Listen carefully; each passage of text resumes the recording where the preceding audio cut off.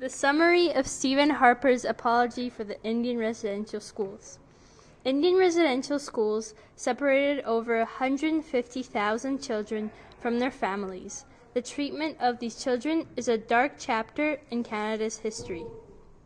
It all started when Europeans first began arriving in Canada and saw the Aboriginals as an inferior race.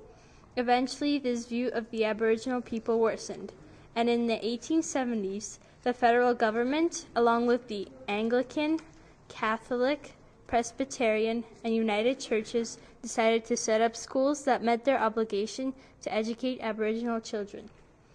Their objectives were to remove children from their families and culture and to re-educate them to conform to the dominant European culture, which was seen as proper and advanced compared to the Aboriginals' way of life. The residential schools would freely and openly abuse the children in various ways. They were improperly fed, housed, and clothed, and were even beaten by the school staff.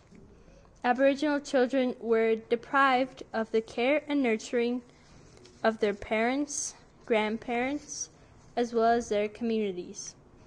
Today, Canadians recognize that the government's obligation was wrong and definitely does not have a place in our country. The government realized that the absence of an apology has been slowing down the process of reconciliation. So Prime Minister Stephen Harper stood up and apologized to the approximately 80,000 living former students and to all Aboriginal people.